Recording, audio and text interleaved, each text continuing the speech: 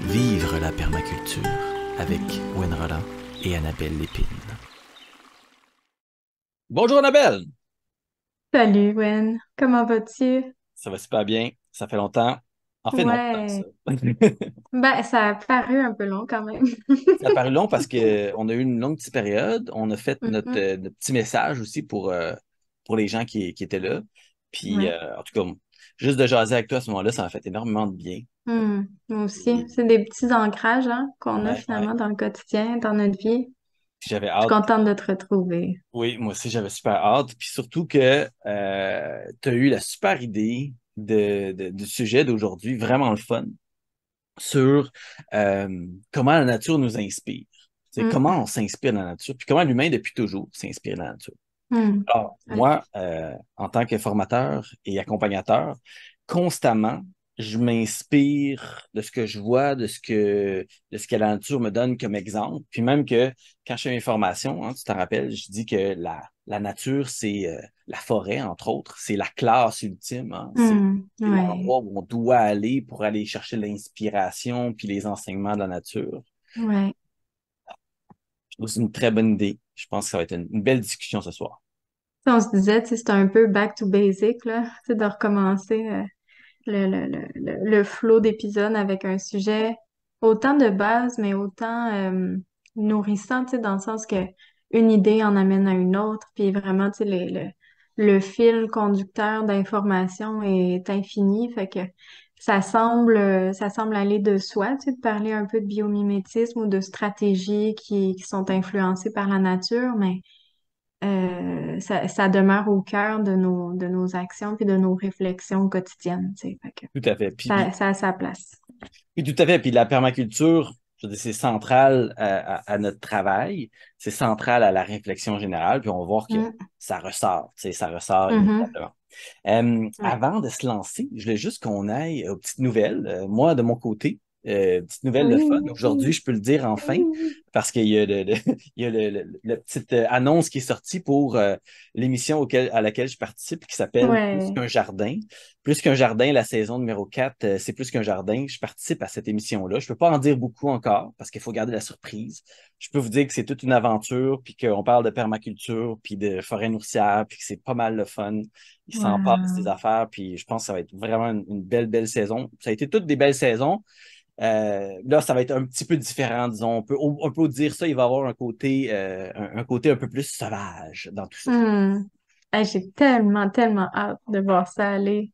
Ça va être cool. Félicitations, mon ami. Je suis très contente de te voir évoluer dans ce projet-là. C'est beau. Merci. Puis toi, tes Hmm. jardins, j'imagine, tu sais, une première année, ça doit être quelque chose. Ben oui, ça a été vraiment un gros travail d'implantation, tu sais, pour partir les jardins chez nous. Mais après, j'ai comme complètement lâché prise. J'ai même pas eu le temps de poser l'irrigation et tout ça. Puis la nature s'en est super bien chargée. Tu sais, on a eu des grandes pluies très régulières chez nous, pas beaucoup de Mhm. sécheresse. Puis ça répond bien, là, tu sais, j'ai mis une belle terre, un beau compost, là. C'est impressionnant, tu sais, les rendements que j'ai en ce moment. Fait que comme je te disais, j'ai mis un peu de temps dans le désherbage récemment, d'où les réflexions sur Oui, le biomimétisme et tout ça, là. Je réfléchissais à tout ça. Puis c'est un plaisir de prendre le temps de revenir dans ces tâches-là, vraiment, puis de voir à quel point, c'est ça, c'était éreintant, tu sais, de se lancer dans des gros projets comme ça, mais quand ça répond, puis que tu vois ça évoluer, puis se transformer, puis la, la, la vie qui s'installe dans ces écosystèmes-là, puis le paysage qui change et tout, hum. ça, Ben, t'oublies c'est complètement les courbatures que tu as eues pendant 3 semaines, tu mais sais. Ça vaut la peine, là. c'est définitivement un moment où est-ce que tu te demandes, bon Dieu, comment la nature pourrait m'aider dans cette situation, où est-ce que je suis là, puis comment elle m'a déjà aidé, parce que tu parles du Ouais. sol, puis tu sais, tous les processus qui sont déjà là. Mhm. On...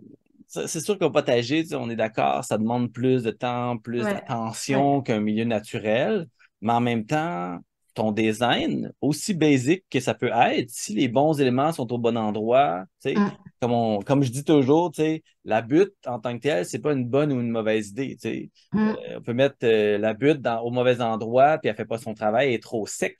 Ben, qu'est-ce Ouais. qui fait que la Ouais. butte peut faire son travail? Puis qu'est-ce qui fait que si on regarde la nature, comment elle fonctionne, tu sais.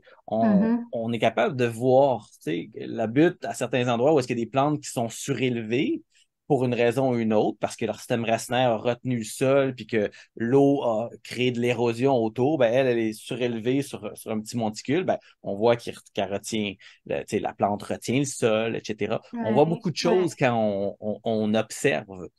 Oui, Ça peut peut-être pour ton aspect désherbage qui t'a amené à proposer le sujet, peut-être qu'on peut commencer par parler comme un exemple intéressant qui est oui, l'autocompostage. oui, tout à L'autocompostage, hein, fait. c'est désherber, puis au lieu de prendre tout ça, puis d'amener ça au compost, tu sais, de s'emmerder à transporter ça ailleurs, Mhm, si c'est approprié, on peut le laisser sur la plate-bande, tout simplement comme ça. mhm, Est-ce que mhm. tu fais C'était ça, ça toi? mes réflexions. Ben, je t'avoue, là, j'étais frileuse un peu parce que j'ai vraiment beaucoup de chénopodes qui montent en graines, puis j'étais Mm. frileuse jusqu'à quel point, même si les graines sont pas matures, je vais pas nuire à implanter, tu sais, une banque d'herbes dans. Quel critère tu verrais, toi? Les graines en premier, Ouais, une plante qui n'est pas en graines, ouais, une plante qui est pas en graines, une plante qui a pas de parasites dedans, tu sais, qui a pas d'œufs, pas de d'insectes, parasites, pas de ouais. maladies, Pas de maladie. Puis là, autant je que me possible. questionnais, est-ce qu'on met les racines ou pas? Tu sais, est-ce que nos racines vont venir se réimplanter sur la plate-bande ou pas? Tu sais? Ben, je rajouterais comme critère l'humidité du sol, le nombre de Hmm, pluies. Parce que comme là, moi, je m'en allais désherber dernièrement, puis j'étais comme, hey, ça arrête pas de pleuvoir. Puis aujourd'hui, on a une hmm, belle journée. Mais demain, s'il pleut, est-ce que la plante va se réenraciner si je l'arrache c'est puis je fais ça, juste la c'est laisser en ça. surface? Fait que moi, ma stratégie générale, c'est que je vais briser les racines. Je vais enlever les Hmm, racines de la tige principale. Comme ça, je mhm, me dis, bon, pire des cas, oui, peut-être qu'elle s'enracine, qu'elle serait en racine, mais elle n'a plus sa tige, donc beaucoup moins dangereuse. ouais, Mais ouais, évidemment, il faut regarder. Tu sais, on essaie d'avoir au moins un 24 heures de beau temps pour être sûr hmm, que les ça racines sèche, ouais. s'assèchent. Ouais. Hmm. Mais c'est ça, tu sais, mes réflexions, c'était vraiment de me dire, c'est à la base de tout ça, je me disais, bon, c'est beaucoup de travail, désherber, on le sait, dans un potager, c'est ce qui demande le plus d'entretien. Ben, comment elle fonctionne la nature? Comment est-ce qu'on pourrait en faire le moins possible en tant qu'humain pour reproduire le cycle naturel, tu sais, de comment ça se passe dans la nature? Puis là, je pensais à il y a plusieurs ouvrages, tu sais, qui ont été écrits sur cette idée-là d'en faire le moins possible pour Mhm. laisser aller, tu sais, l'écosystème naturel. Puis ben, c'est ça. Tu sais, je me suis dit, je pense que ça vaut la peine aussi de se faire des tests. Ça m'amenait à réfléchir à tout ça, de se dire, ben, il y a Mhm. peut-être pas une solution miracle, il y a Ah. peut-être pas un setup parfait pour cette année. Pourquoi je me permets pas d'essayer des choses, de Mhm. voir comment ça réagit, qu'est-ce que ça attire, tu sais, comme réaction, comme résultat. Puis avec quoi moi je suis confortable niveau énergie aussi, puis Mhm. niveau Mhm. visuel, puis niveau, Ah tu sais, oui. il y a plein de variables à analyser.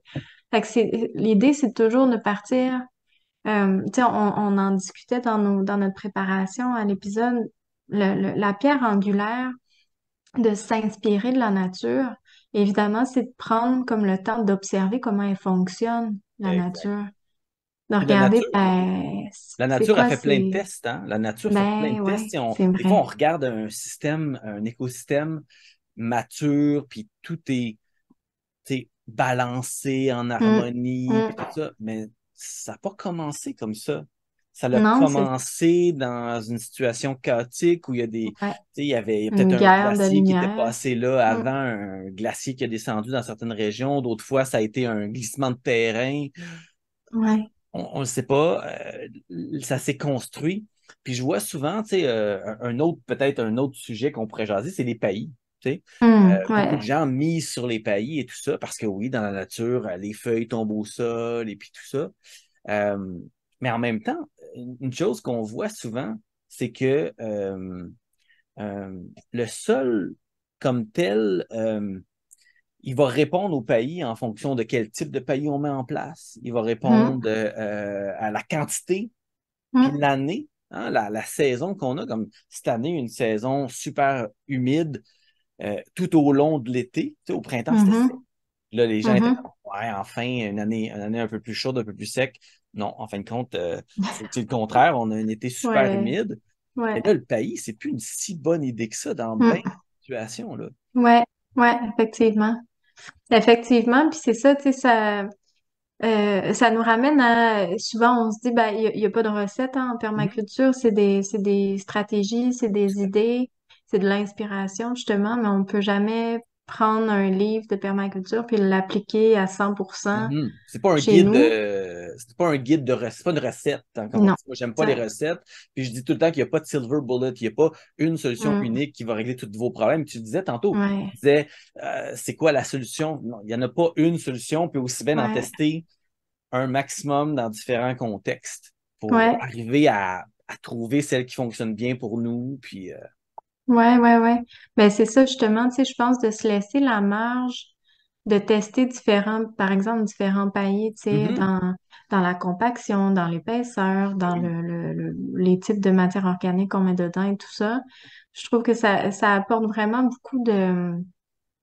ça apporte une espèce de sérénité quand tu le vois évoluer ton système, puis t'es capable de te faire une tête, tu sais, t'es plus Mhm. capable de comprendre pourquoi t'as tel résultat qui est là, tu sais. La Ouais, si permaculture, j'avais, c'est pour les gens curieux vas-y. de la permaculture, tu sais. Ouais, C'est pas ouais. pour les gens qui veulent suivre des recettes, justement. Quelqu'un qui s'intéresse Mm, à la permaculture, inévitablement, à l'intérieur de lui ou d'elle, il doit avoir un petit scientifique, là. On ouais. aime, c'est une science, la permaculture, dans un certain sens, même si c'est une science qui aime beaucoup, beaucoup tester, puis Mm, qui aime qui observe beaucoup de façon empirique ce qui s'est fait dans le passé, puis ce qui peut ouais. fonctionner. Hmm. Ouais, puis c'est drôle, tu parles de ça, puis tu sais, à la maison, nous, on a un petit coco là, de 6 ans, ça me fait découvrir, il est super nature, là. Il est vraiment, vraiment intéressé à tout ce qui est naturel, puis à travers ses yeux à lui, Hmm. que je trouve ça intéressant de regarder plein de choses que je vois différemment au quotidien parce que j'ai des connaissances sur les plantes, sur certaines choses, ou parce que je suis occupée, ou parce que ça fait partie d'une tâche dans ma tête, ou tu sais, peu importe, puis Mhm.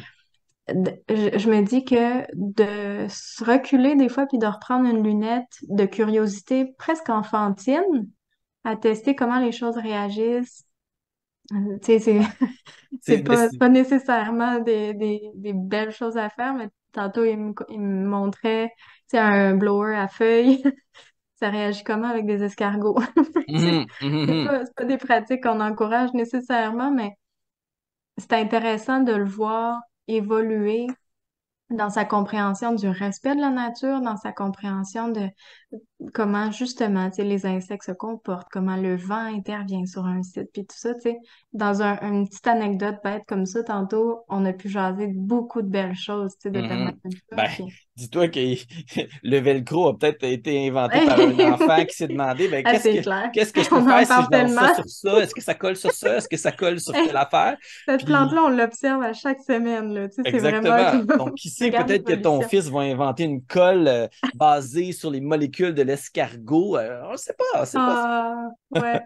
En espérant qu'il y ait aussi une molécule de savon Oui, oui, ah ouais. qui s'invente dans tout ça. Moi, il y a quelque chose qui me frustre tellement des limaces, des escargots. Hey, Souvent, je ramasse ces limaces, là, puis là, je me retrouve avec une la glu. pellicule, ces doigts. Là. S'il y a des gens qui ont des secrets à nous transmettre sur comment s'enlever cette pellicule-là, Ouais. savon, Les ça fait pas la pieds job. nus, là.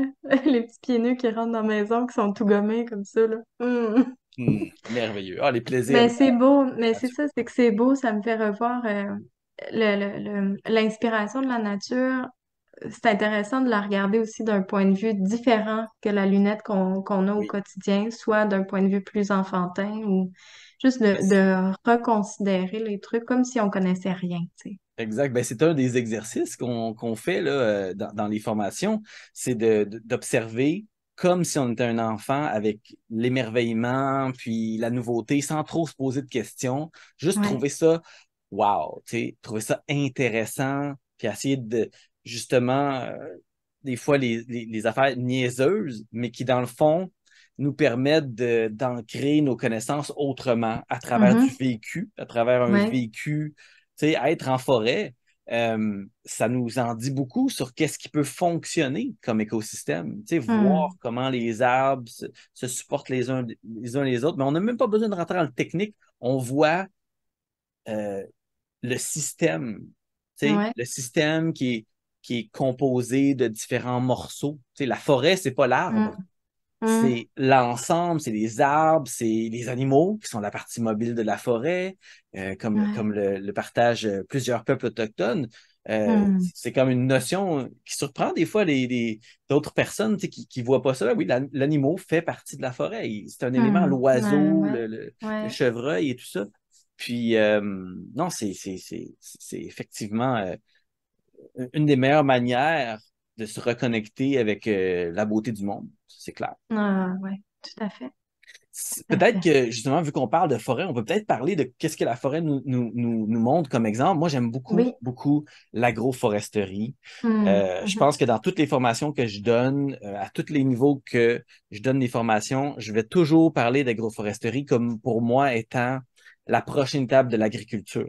Mm. Une prochaine Ouais. étape importante, pas juste l'agroforesterie, on s'entend, il y a plein d'autres stratégies qui peuvent être associées à ça, mais le retour des arbres dans nos champs, tous les Mm. Ouais. avantages, les brise-vents que ça crée, Ouais. la Ouais. biomasse que ça L'habitat, les relâche, biomasses. Ouais. les systèmes racinaires qui viennent Mm. récupérer peut-être les fertilisants qui pourraient être une source de pollution, par exemple, Ouais. puisqu'ils les Ouais. absorbent. Puis évidemment, toutes les récoltes potentielles, parce qu'on peut Ben avoir des oui. noyers, on peut avoir des arbres à fruitiers, on peut avoir des arbres qui vont nourrir les oiseaux et tout ça. Ouais. Ouais. J'aime vraiment beaucoup l'idée ces temps-ci de jumeler, tu sais, sur une parcelle, différentes cultures, tu sais, Hmm. différents élevages, différentes interactions, tu sais, entre la production de revenus, là, si on peut le voir comme Ouais, ça, ou la production de richesse, là, tu sais, si on parle d'exploitation de la terre, mais dans un écosystème qui fonctionne bien ensemble, tu sais, que tous ces éléments-là, on a observé justement que ils interagissent très bien entre un et l'autre. Puis là, mhm. on vient maximiser notre terrain en Ouais, termes, tu sais, de fameuse rentabilité ou productivité, tout ça. ouais, On vient comme vraiment aller comme densifier notre utilisation du terrain en ayant peut-être plein d'acteurs différents. Tu sais, il peut y avoir mhm. quelqu'un qui fait de l'apiculture, quelqu'un qui fait du Ben poulet de oui, grains, des arbres à noix, justement. Il peut y avoir de l'élevage, tu sais. Fait que tout vraiment, à fait. j'aime l'idée de prendre un même site puis de regarder jusqu'à quel point on est capable de le pousser. Puis dans l'agroforesterie, vraiment, on a des leviers incroyables, là, Ben, que ce soit au niveau des noix, de la biomasse, tu sais, bon, peu importe. Fait que les déjà, fonctions sont décuplées avec ça. tout à fait. Puis déjà, on peut dire que la forêt jardine en 3 dimensions. Déjà Hum, là, dès qu'on ouais, commence à jardiner en 3 dimensions, au lieu de jardiner en 2D avec nos champs de blé, puis nos champs de soya, puis nos champs de maïs, on est ouais, gagnant. On ajoute une dimension ouais, et étude après étude, ça démontre que sur le total, sur le même espace, on ne perd pas de rentabilité, on hum, perd pas de productivité, si c'est hum, bien fait, évidemment, dans les règles de l'art, ouais, puis avec les bonnes espèces, puis les bons espacements ouais, même qu'on peut augmenter la productivité par hum, le fait qu'on a des brise-vents. Puis, par ouais, exemple, il ouais, démontrait des endroits où il y avait des brise-vents, puis il y avait des pâturages ou de la luzerne, qui hum, est une source quand même de revenus important pour certaines oui, personnes, puis pour ouais, besoin pour les animaux. Il ouais, montrait qu'au lieu de vivre le pâturage, au lieu d'être là pendant 3 4 5 ans, il pouvait aller jusqu'à 10 11 12 ans ouais, c'est de ça, vie hein. Hum, productive, efficace, hum, etc. Donc, hum, non seulement en s'inspirant de la nature, c'est des bonnes idées d'impliquer ce type de 3 dimensions que la nature fait si bien, mais en plus, il y a plein d'avantages reliés à ce qu'on veut aller chercher. D'un point de vue ouais, écologique, on utilise mieux les ressources, et d'un point de vue mhm, productivité, on hum, augmente le potentiel en protégeant nos cultures, puis hum. en ajoutant de la fertilité potentiellement, s'il y a des fixateurs d'azote, par exemple, Ouais, ouais, ouais, ouais. dans Ouais. l'espace. Juste savoir, toi, dans le C'est... contexte où est-ce que tu es là, sur le site où est-ce que tu es, je pense qu'il y a des enjeux là, dans le futur, dans l'imagination de la ferme, c'est ça? J'imagine que c'est de ça que tu parlais quand tu... Ah ouais, ouais. Moi, Euh, je le vois complètement. Tu sais, il y a des zones de grande culture ici sur notre terre. Puis il y a des clos, tu sais, il y a des pâturages, on a des chevaux en pension ici. Fait hmm, que hey, il y a plein de choses à faire. Moi, je vois tellement de projets, là, tu sais. Pour l'instant, je pense à des chicken tractors avec du poulet de grain, des arbres fruitiers, des arbres à noix. l'apiculture, c'est sûr. Puis de la grande culture, ça demeure tout à fait intéressant aussi pour certaines Besoin. céréales, pour les légumineuses, On pour a tu sais, des... besoin de... Ouais, C'est ça qui est intéressant, c'est quand je parle que l'agroforesterie, pour moi, c'est l'avenir de l'agriculture, c'est qu'on a besoin de produire un champ de quelque chose. ouais, Donc, au lieu d'avoir une monoculture, on est capable de le transformer déjà en polyculture en incluant des ouais, arbres. ouais, Puis, sur nos rangs d'arbres, comme tu le mentionnais tantôt, de façon très claire, il peut y avoir un paquet de produits qui se retrouvent là, qui sont mis en valeur par quelqu'un d'autre. Parce que un des autres aspects qu'on s'aperçoit, c'est que dans la nature, il n'y a euh, aucun hum, animal ou insecte ils gèrent qui tout, là. profite de toutes Ouais, les ouais. récoltes qu'ils peuvent faire de la nature. Les écureuils vont aller chercher des noix, des petits fruits, Mhm. les abeilles vont aller chercher le pollen, etc. Ben, dans nos fermes aussi, une ferme ne peut pas avoir son plein potentiel s'il y a juste une ou deux ou une famille qui s'en occupe. Euh, Ouais, Joel Salatin, euh, Joel Salatin aux États-Unis, lui a développé un système, puis on en a déjà parlé dans les épisodes précédents, son idée des fiefdoms, tu sais, des fiefs, hum, donc ouais, qui louent des parties de la terre, les gens arrivent avec des projets, ils font une entente. OK, tu vas avoir des ouais. abeilles? OK, ben on va voir, est-ce qu'il y a assez de bouffe pour tes abeilles? Oui, OK, ben OK, installe-toi, il y a tel endroit, puis donne-moi quelques bocaux, tu sais, puis Ben oui, on oui. est beau.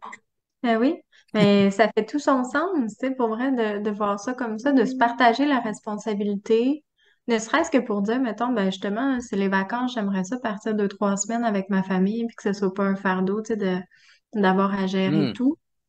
Il y a pas un seul responsable dans une forêt non plus, tu sais, c'est l'interaction entre tout le monde qui fait que ça se maintient, puis il y a pas de on dirait il y a pas un maillon plus fort qui est, tu sais, qui est dans la gestion de tout Mhm. le truc, puis il y a pas de maillon faible non plus. L'idée, c'est de s'entraider tout le monde à ce que Pour ça avoir le plein fonctionne. potentiel, pour avoir le plein Ouais, potentiel, il faut que tout ouais, le monde fasse sa part. C'est ça, c'est ça. ultimement.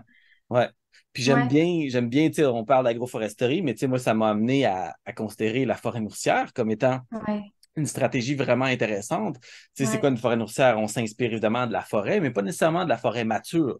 On va regarder les plus jeunes forêts où il y a plus de diversité. Tu sais, on est ouais, d'accord, une forêt ouais, mature, il y a beaucoup moins de diversité que dans une jeune forêt immature. Donc, on ouais. prend ça comme modèle.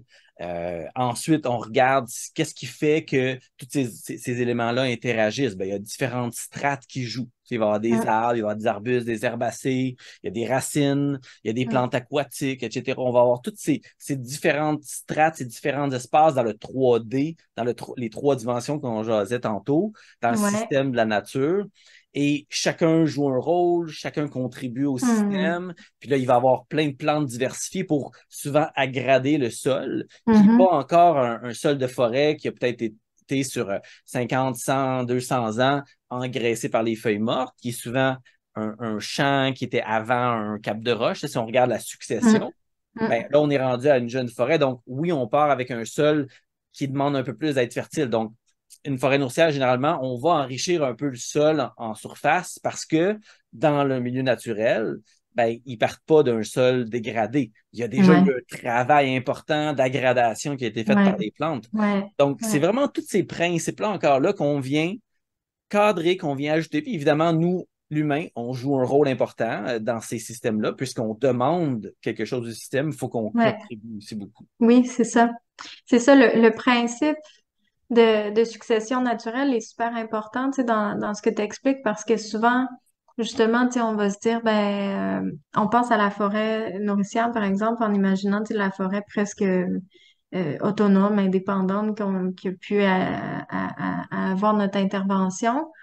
Mais avant qu'un écosystème se rende à un stade comme ça, il y a du temps qui passe, il y a des événements qui passent. Tu nous le mentionnes en formation qu'on perd à peu près 30%, tu sais, de nos Mhm. végétaux implantés au Dans départ les 5 à 10 années, naturellement. ouais. 5 à C'est 10 ça. premières années, facilement en 30%, oui.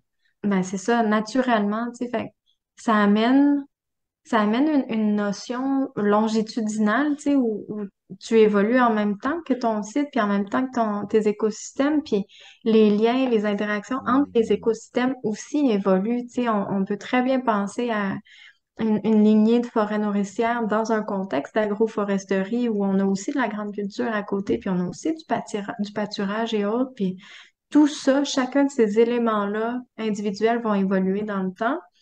Leur interaction aussi, tu sais. Très Fait bien. que c'est intéressant de voir ça, euh, de revoir tout ça dans l'idée de la succession naturelle. Dans Hmm. la nature, la nature évolue tranquillement aussi, tu sais. Ouais, ouais, tout à fait. Oui, oui, le Mm. temps. Le temps, Ouais. c'est un facteur souvent quand on observe la nature, c'est souvent mis de côté. Tu sais, c'est souvent mis, Mm. hey, c'est quoi qui fait qu'une forêt est extraordinaire? Ah, il y a des arbres, il y a des interactions avec les animaux. Non, non, pensez aussi au temps. Ça a pris du temps à se rendre là. Ça a Mhm. pris du Mhm. temps à générer un beau sol organique. Même Ouais. dans un endroit où est-ce que c'est super sableux, où est-ce qu'il y a beaucoup de conifères, là, tu vois, il y a comme une petite couche de matière organique, là. Des Mhm. fois, ça fait Mhm. comme 40, 50 ans que... Bon, on s'entend qu'au Québec, il y a beaucoup de forêts qui ont été récoltées. Donc, souvent, ça Mhm. repartait d'une coupe à blanc. Donc, on prend Ouais. ça en compte. Mais quand même, quand on retrouve des beaux gros conifères, 50 ans après la taille ou 40 ans après la taille, on regarde le sol, il n'y en a pas tant que ça Mm. Mm. pour arriver à ça, mais il y en a qui Mm. s'est accumulé.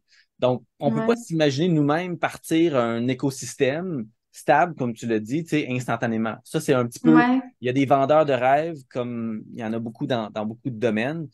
Une forêt nourricière, comme tout écosystème qu'on crée, un jardin, ben oui, il faut venir contribuer, il faut essayer d'amener l'écosystème au stade où est-ce qu'on va faire pousser ces plantes-là. Tu sais, Mhm. les plantes Ouais, c'est ça. pionnières versus nos potagers Pas qui les mêmes demandent beaucoup de nécessairement. C'est pas la fertilité. même chose. Ouais. C'est pas la même chose du tout. Fait que, tu sais, il faut avoir comme cette sagesse-là d'accepter d'accompagner en fonction de ce qu'ils ont besoin puis tu sais, ce qu'ils demandent là, en termes de temps puis de Être ressources et tout patient. ça. Ouais, ouais. C'est pas facile d'être Non. patient. Puis surtout, euh, tu sais, on a noté aussi dans notre préparation la gestion des déchets, tu sais, de manière circulaire. Puis c'est difficile d'être patient quand on a une notion, par exemple, de faire rouler une fermette ou tu sais, on veut que ce soit à un moment donné rentable, c'est qu'on revienne dans notre investissement puis qu'on arrête de juste investir, justement, tu sais, qu'on puisse récolter un peu. Puis il y a plein de concepts super intéressants qui nous permettent d'aller retrouver des revenus, d'aller retrouver du profit en incluant des principes comme la gestion des déchets de manière durable et circulaire et tout ça. Est-ce qu'il y a Donc, vraiment des déchets? ben non, c'est ça, en fait, tu Dans la sais, nature, en tout cas. dans la nature, il y en a pas. Fait que l'idée, c'est de se dire, bon, ben, c'est quoi mes extras sur mon site? C'est quoi les ressources que j'utilise pas, en fait, sur mon site ou qui sont en surplus ou que, tu sais, dont je pourrais me départir en connaissant qu'on a un autre acteur dans le milieu qui, lui, en a besoin comme sa ressource primaire, tu sais, ou en tout cas une ressource importante dans sa chaîne d'approvisionnement à lui, puis qu'on est capable d'interagir, puis de collaborer, de faire aller nos réseaux ensemble comme ça. Ben, ça nous permet de générer du revenu alors même que peut-être notre site n'est pas encore tout à fait mature, que tu sais, notre évolution de setup est en cours, puis qu'on n'est pas à pleine capacité encore si par Mhm. exemple on est dans un contexte commercial, ben, en incluant des principes comme par exemple la gestion de déchets circulaires, ben, on vient implanter notre projet dans la communauté, dans les chaînes d'approvisionnement de manière très durable. Fait que c'est intéressant de fonctionner comme ça aussi. Puis si d'autres ont des résidus qu'ils n'utilisent pas, ben même chose, tu sais. Les copeaux de bois, c'est un exemple Hmm. classique Ah quand on ouais, veut mettre des ouais, paillis, mais les feuilles mortes, tu sais, moi, les déchets ouais. des uns sont les trésors Ben des ouais, autres, ben comme on oui. dit. J'ai Euh, hâte à à cette saison-là. Moi, j'ai ressorti mes vieux sacs de l'année passée que j'avais pris pour justement pailler là, mon jardin parce que là, il commençait à en Ouais. avoir besoin. Mon copeau de bois était tout digéré. Donc, ouais, en fond, si encore une fois le modèle de la nature nous inspire, ben, c'est que il y a pas de dépotoir dans la nature, il n'y a pas de Ah non. résidus, tu sais. Puis c'est sûr que s'il y a des déchets, tu sais, comme bon, des sacs plastiques, tu sais, des fois, on est encore obligé, certaines pépinières qui vendent pas en vrac, par exemple, Hum, bon, toutes hum, ces choses-là. Ben, tu sais, c'est sûr, dans nos principes de la permaculture, on essaie d'éviter, de réutiliser, tu sais, comme tous les principes de base. Euh, mais c'est ça, on essaie de réduire surtout, d'essayer d'éliminer le plus hum. possible. Puis tout ce Ouais. qui peut être réutilisé, remis en valeur par nous ou par les autres, ça, c'est vraiment aller dans le sens de la nature. La nature, Ouais. elle n'en veut pas de déchets, puis elle tune ses systèmes pour que le cycle soit le plus efficace, que tout le monde utilise bien ce qui est disponible. Mhm. Et ça peut nous amener justement à parler un petit peu de l'agriculture régénératrice qui régénère les écosystèmes grâce à justement ces cycles-là, généralement. Et nous, on s'inspire de la nature. Comment elle régénère un écosystème? Comment, Hmm. après un glissement de terrain, par exemple, comment la nature vient se réimplanter? Tu sais? Hmm. C'est quoi les stratégies qui sont mises en place? Euh, Puis surtout, ça nous pousse à étudier c'est quoi qui est, entre guillemets, normal ici, c'est quoi qui est typique dans la région, puis comment ça a évolué. Quand Ouais. je veux régénérer mon écosystème, ben, il faut premièrement que je sache c'est quoi qui se passe ici, c'est quoi les enjeux par rapport au type de sol, au climat et tout ça. Voir c'est quoi les écosystèmes en santé à proximité, ça aide énormément. Puis après ça, voir toutes les pratiques qu'on met en place si on veut produire, parce que ça reste de l'agriculture régénératrice. Donc, si on veut produire, c'est quoi un de nos critères numéro un? Ben, le critère numéro un, c'est généralement, est-ce que je suis en train de produire du sol? Est-ce que je suis en train Hmm. d'augmenter, d'aggrader Ouais. mon sol versus d'en perdre? Donc, je dirais à tous les gens qui sont en train de faire des jardins, qui sont en agriculture, mettez ça dans vos considérations assez élevées. Est-ce que je suis en Hmm. train de générer du sol, de produire du sol au minimum, d'améliorer mon sol avec ce que j'ai disponible, qui est souvent justement des ressources ou des déchets de d'autres Hmm. systèmes, comme les feuilles mortes, les Mhm. copeaux de bois et tout. Ouais. Ouais, tout à fait. Puis les C'est plantes, comme vraiment tu dis. des... Oui, puis les plantes qu'on utilise, c'est vraiment des considérations, tu sais, qui sont euh, un peu comme sous-considérées, je pense, souvent, parce que Mhm. c'est pas ça notre principal intérêt, tu sais, de savoir est-ce qu'on crée de l'épaisseur de ça, mais au final, c'est ça notre principale mission, si on peut dire. Tu sais, ça va être ça notre allié C'est ça qui nous garde en principal. vie, en vie comme Ouais. humanité. Tu sais, moi, souvent, je prends l'exemple on regarde l'épaisseur de la terre arabe sur la planète versus toute la planète, là. Hmm. C'est une plure d'oignon, là. C'est Hmm. tellement pas beaucoup, puis c'est juste ça qui nous garde en vie. Hmm. C'est explosion mentale. J'aime ça, explosion mentale. Ouais. Donc, faut pas Mais négliger ça, quoi. non, tout à fait. On a touché à ce volet-là en parlant de la forêt nourricière tantôt. Mais ce qui est intéressant aussi, c'est dans nos écosystèmes d'essayer de créer le plus de lisières puis de Mhm. bordures diversifiées possible. La rencontre, en fait, entre deux milieux. Ce qu'on est habitué de voir le plus souvent, c'est, mettons, une lisière entre une forêt puis un champ, tu sais, où on voit comme la forêt qui s'arrête. Puis là, on a plein d'arbustes, plein d'herbacées qui sont là. Puis ensuite, on a un champ, tu sais. Mhm.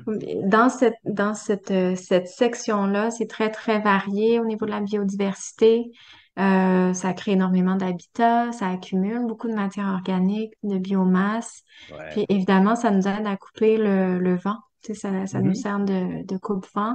Ça crée des microclimats. Donc, ben oui, ouais, aussi. Fait que ça, c'est une manière super simple et euh, je dirais pas paresseuse parce qu'on peut vraiment la décider, tu sais, cette Mhm. lisière-là pour voir Ouais. qu'est-ce qu'on implante et tout, mais naturellement, si on laisse aller une clôture, par exemple, puis qu'on taille pas autour, ben naturellement, cet effet-là se crée très facilement, tu sais, de voir plein d'espèces qui viennent autour Mhm.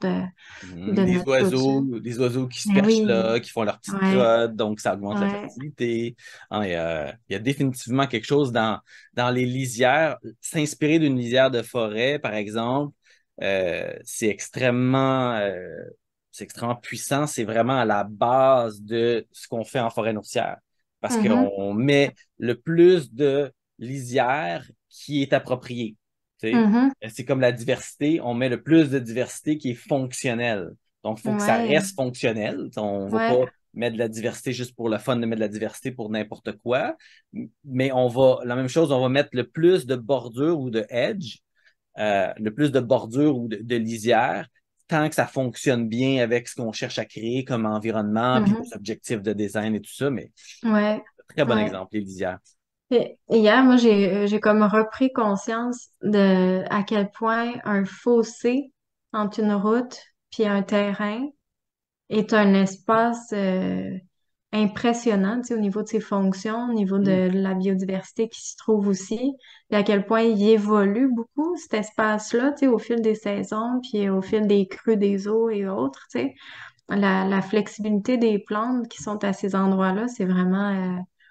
Puis la richesse aussi, tu sais, ils ont accès à vraiment beaucoup d'eau souvent, puis ils sont en... tu sais, ils ont pas Des d'arbres, sont... nutriments aussi, souvent. Ah ouais, Beaucoup vraiment beaucoup de nutriments, lumière et autres. d'érosion et de terre qui envoient leurs fertilisants. Les gens payent pour faire pousser leur maïs en mettant du fertilisant, mais le trois quarts se retrouve dans l'eau C'est qui drainé. quitte le Ouais. terrain. Ouais, fait que, tu sais, c'est le genre d'espace qui mérite d'être revisité, je trouve, pour regarder comment ça fonctionne, qu'est-ce qui s'implante là. Ben, ça nous amène justement à la gestion des eaux pluviales, tu sais, Ouais, ouais, qui est tout super à fait. intéressant. C'est un exemple vraiment le fun. Dans les dernières années, on a vu des villes qui, au lieu de prendre l'eau de pluie qui tombait sur leur territoire puis d'envoyer ça dans les égouts comme à peu près tout le monde fait, là, puis de Mm, payer pour purifier de l'eau de pluie, ce qui est complètement débile, avouons-le, ben, mm, ils mettent en place des infrastructures vraiment inspirées de la nature, comme les nous mm, qui sont des espaces plus profonds où est-ce que l'eau va être canalisée puis s'infiltrer, des saillies de trottoirs où mm, l'eau, au lieu d'être envoyée directement à un égout, va être envoyée dans la saillie où est-ce qu'il y a des plantes, où est-ce que l'eau va s'infiltrer en grande partie. Puis oui, s'il y en ouais, a beaucoup, il faut des zones de débordement. Tu sais, on est intelligent dans notre approche, mais la nature, la terre, le sol est là pour absorber cette mm, eau-là. Puis un mm, sol qui a absorbé de l'eau, ben, c'est un sol qui peut donner de vie. C'est un sol qui peut donner la mm, vie. C'est un sol qui remplit les nappes phréatiques, qui est capable mhm, d'aller mhm. remplir les puits, l'eau souterraine, etc. Ouais, Euh, ouais. wow, c'est tellement On important. était, je pense qu'on avait appris avec toi qu'on était à quelque chose comme 19 ou 20% seulement, tu sais, de l'eau qui est directement réinjectée dans les nappes phréatiques versus ce qui est Mhm. pompé, tu sais, ce qui est Ah oui, utilisé. oui. Fait que tous les moyens passifs comme ça de filtration puis de retour aux nappes phréatiques sont Ben, vraiment importants, là, tu sais. puis ce que tu dis, c'est tu t'ajoutes une autre couche à ça. Non seulement l'eau s'infiltre, mais elle est nettoyée par le sol. Ouais, Tu l'as dit, ça passivement, filtre. tu sais, c'est un peu fou de pas considérer ces options-là, tu sais, ça coûte absolument rien, ça embellit nos écosystèmes, Il y a c'est, encore, il y a encore des États aux États-Unis où c'est interdit par la loi de, de capter l'eau de pluie puis de l'infiltrer dans le sol. ah ouais, C'est incroyable. Puis ici, ben, on voit nos villes, tu sais, il y a pas de, en tout cas, à ma connaissance, il n'y a pas de loi aussi extrême ici, mais c'est fou qu'il y ait autant, que les infrastructures soient autant axées à envoyer l'eau le plus vite possible vers les égouts.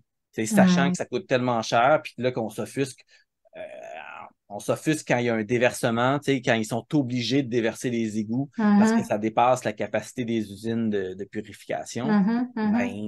c'est ça. Puis toutes les inondations qu'on a eues cette année, les années précédentes, etc., tout ça, c'est parce que l'eau est drainée très, très, très Trop rapidement rapidement. hors des Ouais, champs, hors des ouais, régions. Tu sais, on sait, les ingénieurs ont pensé bien, bien, bien fort pour sortir l'eau des champs, puis tout ça, mais en même ouais. temps, ben, on vit pas dans un vase clos, tout est connecté, surtout quand on Mhm, pense au mouvement de l'eau à travers le ouais, territoire.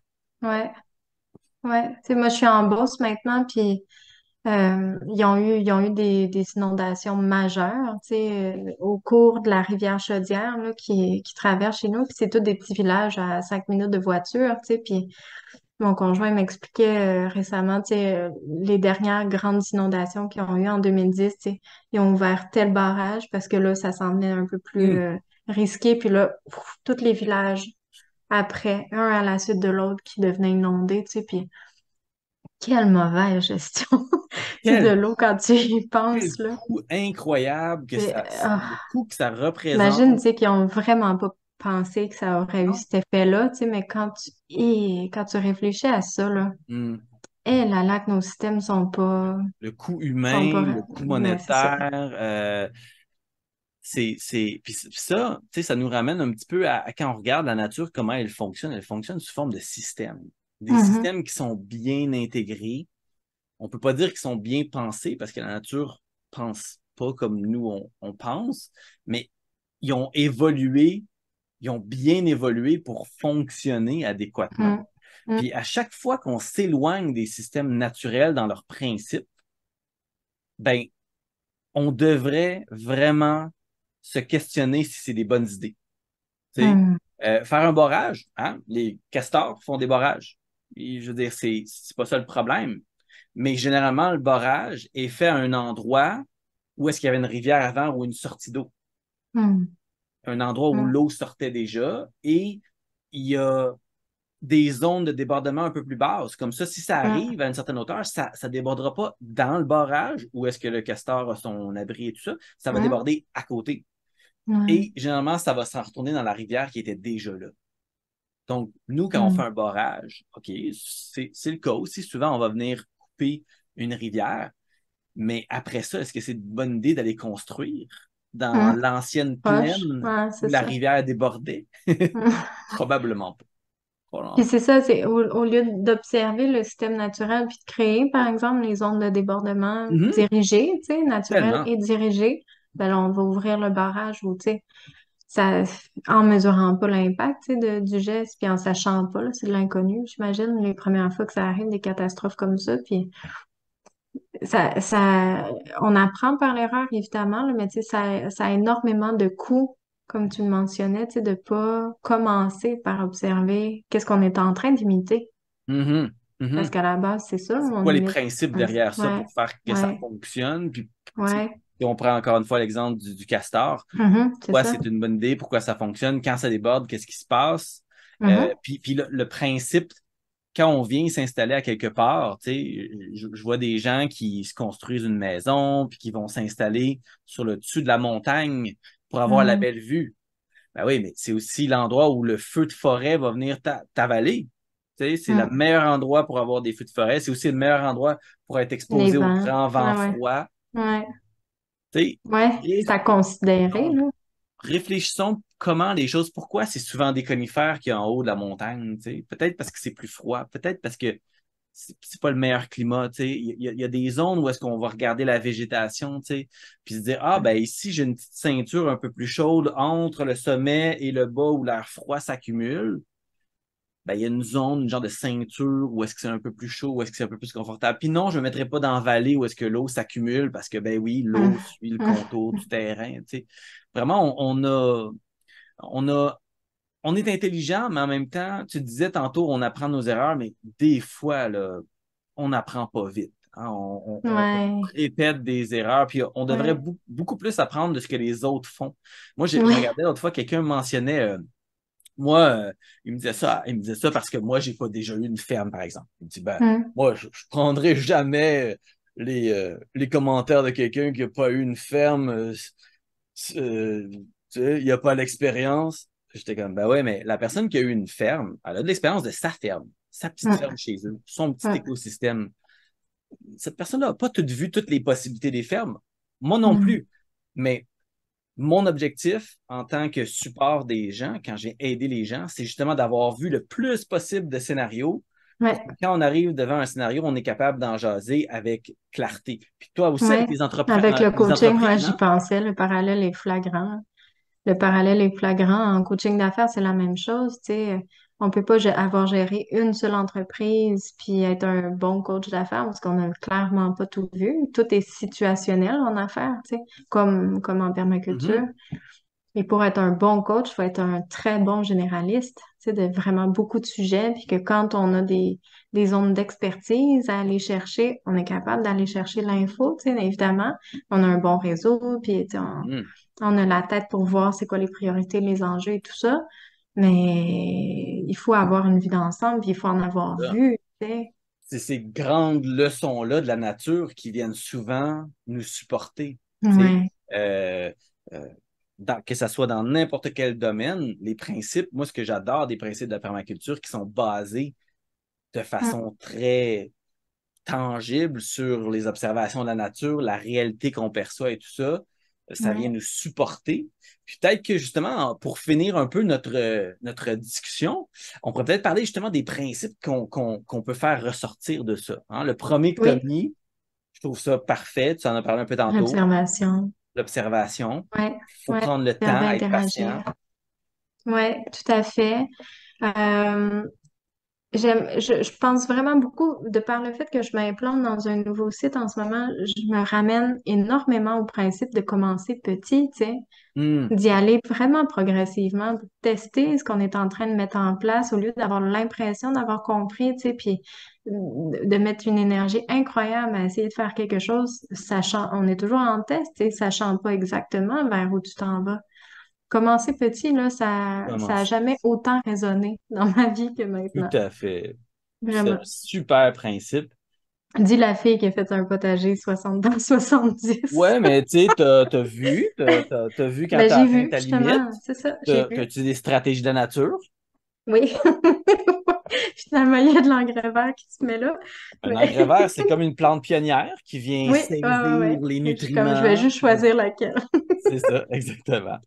C'est un autre très bon principe. Puis un principe, moi, que j'aime beaucoup, c'est euh, penser ce que l'on crée sous forme d'écosystème. Ouais. Tu sais, pensez à tout ce que vous faites. Une entreprise, vous êtes en train de vous construire votre maison, vous êtes en train de démarrer une famille.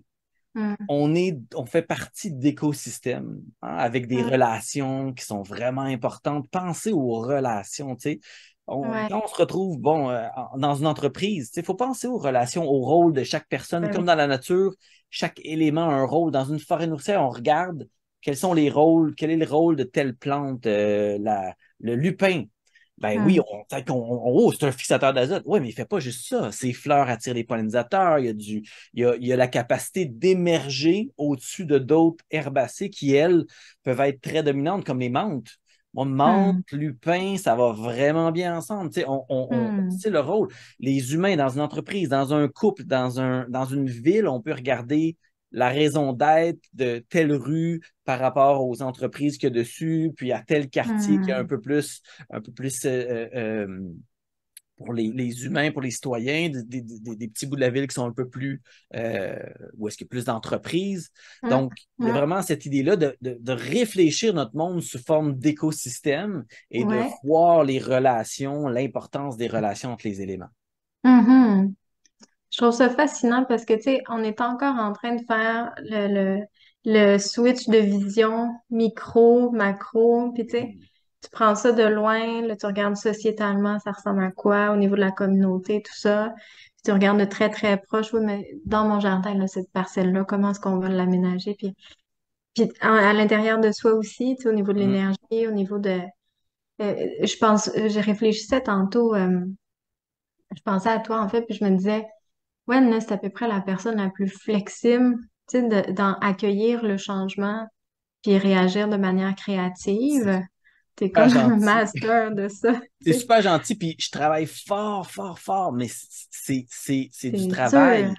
C'est Ouais, beaucoup ouais, de travail d'avoir, ouais. de promouvoir cette flexibilité-là. Puis on ne peut pas être flexible dans tout. Hmm, Tu sais, il y a des fois, il y a des endroits dans notre vie où est-ce que c'est pas facile d'être flexible. Tu sais, des fois, on a des valeurs puis qui nous définissent. ouais. Et longtemps, quand j'étais jeune, j'aimais pas ça me définir, me donner un nom. J'aime toujours pas ça me faire traiter de spécialiste ou de. Hmm, Tu sais, tu sais, je suis pas le spécialiste des forêts nourricières. Ouais, mais je veux pas juste faire ça. Je veux pas être hmm, juste ça. Je veux être plus que ça. Je veux être tout ce que je suis. Et c'est de là que vient la recherche de la flexibilité, puis d'accueillir, qui est un autre excellent principe que tu soulignes, d'accueillir le changement, parce que ouais. quand on imite la nature, inévitablement, la T'as pas le nature a choix. mis en Ouais, place ouais. de nombreuses stratégies, de nombreux outils pour accueillir ce changement-là. Dans une forêt, s'il y a un arbre qui tombe, qu'est-ce qui se passe? Hmm, Il y a plein de plantes qui émergent, il y a plein de plantes qui attendaient juste hmm. ça, des C'est graines des qui sont. opportunités. Tu C'est sais, c'est de ça. changer la lunette puis de le voir comment. Je lisais aujourd'hui encore, tu sais, au lieu de te demander pourquoi les choses t'arrivent ou tu sais, pourquoi tu vis tel truc, commence par te demander hey, qu'est-ce que ça m'apprend tel truc? Qu'est-ce que ça essaie de m'apprendre dans ma vie, tu sais? Mhm. Quand on prend une lunette comme ça, vraiment plus créative puis positive et autres, on est dans de la solution, on n'est pas dans du problème, tu sais. Tout à fait, tout à fait. Mm. On aime beaucoup l'autre principe, le problème est la solution. Hein? Ah, La nature, il n'y en Ouais. a pas de problème. Tout ce qui arrive mène à des opportunités qu'on qui sont parfois Hmm. justement qui offrent un feu de forêt. Tiens, je prends l'exemple d'un feu de Ouais. forêt. Ben, il y a des arbres qui ont besoin qu'il y ait un feu de forêt pour régénérer. Il y a des Hmm. régions aux États-Unis où, par la folie des hommes d'empêcher tous les feux de forêt, ils ont détruit des écosystèmes Hmm. qui, de mémoire autochtone, étaient Hmm. régénérés par les feux. Puis là, enfin, Hmm. on écoute les Autochtones, puis on écoute c'est Hmm. quoi leur histoire, puis ben oui, on va faire un brûlis. Tu sais, on va Hmm. brûler de façon contrôlée la forêt pour Ouais. pouvoir ramener cet écosystème-là. Puis ça, c'est des stratégies des peuples premiers qui sont inspirés de la nature qui naturellement, après un orage, un feu de forêt comme ça Clair, ouais. qui se Ouais. passe, il y a un rebond de l'écosystème. Ouais. Ouais. Tu sais. Ben imagine ça, je trouve ça fascinant de penser que, tu sais, évidemment, ces gens-là n'avaient pas accès à de la technologie, tu sais, dans le temps, fait que c'est que de l'observation, là. Puis de la transmission Mhm. orale, écrite, mais c'est une transmission culturelle. Ouais. Ben, juste parenthèse, j'adore le terme technologie autochtone. Je suis tombé Hmm. là-dessus dans les dernières années. Je le vois revenir de plus en plus. Puis c'est vrai. Il y a des technologies là, poussées là, wow, c'est tellement bien Hmm. pensé, c'est tellement réfléchi. Puis il faut reconnaître que, tu Hmm. sais, comme tu dis, on se dit, il n'y avait pas de technologie comme nous, on l'imagine, les Hmm. GPS, puis Hmm. tu sais, Mhm. l'ingénierie. Mais Mhm. aïe, aïe, wow, Ils la pouvaient pas technologie. nécessairement regarder ben, comment cette plante-là, elle interagit ailleurs dans le monde dans un climat Non, c'est similaire, là. ça. Tu sais, il y avait pas Internet, là. Il n'y avait pas de livre. C'est fou de Mais penser à ça. Mais mais il y la avait cette connaissance était capacité incroyable poussée. d'observation. Ouais. Ouais, ouais. Tu sais, pour être capable de dire, ah, ben justement, tel type de cocotte, elle éclot, puis elle laisse aller ses semences juste en contexte de haute chaleur, comme dans un feu de forêt, par exemple. Mm. Fait que à chaque fois qu'on a un feu, on a ce type d'arbre-là qui repart.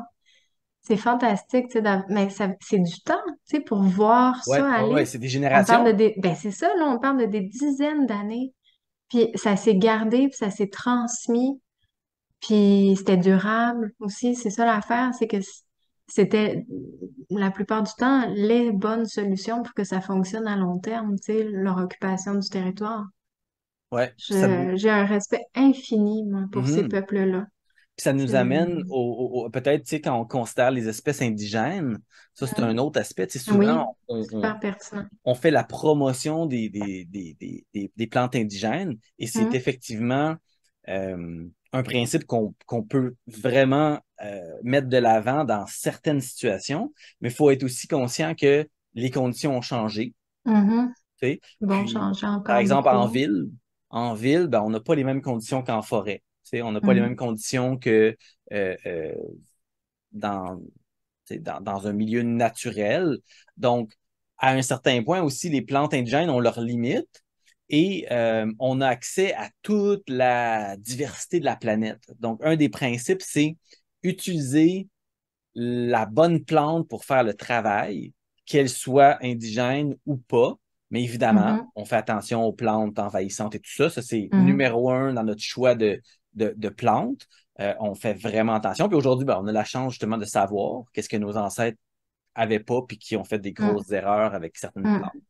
Mhm. Euh, comme la renouille du Japon. Moi aussi, je pensais à ça.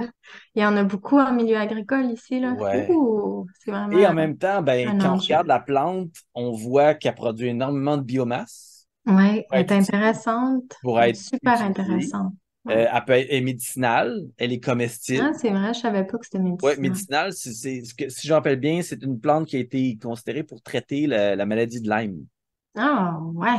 Ouais, à confirmer où est-ce qu'ils en sont dans les travaux. Puis en Mhm. plus, ben, elle est comestible. On peut manger les jeunes Mhm. pousses. Les Tu sais. pousses, ben Donc, oui. il n'y a aucune plante qui est comme inutile, mais Mhm. évidemment, si on peut éviter de. Tu sais, si on l'a chez soi, on peut peut-être la mettre en valeur, là, mais on ne la Mhm. reproduira pas, on n'en Ben ajoutera ouais. pas. Si on ne l'a pas, Non. ben mettez-la pas, tu sais, c'est clair. Ouais. Ouais. Ouais. Donc, tu sais, il faut bien réfléchir, mais ça, c'est une chose que Jeff Lawton mentionne souvent, puis je trouve ça important, tu sais, faut pas être un puriste, faut pas être dans des dogmes, puis sonner religieux, là. Des gens qui sont religieux, moi, c'est juste l'indigène. hum, Ben, le monde a changé.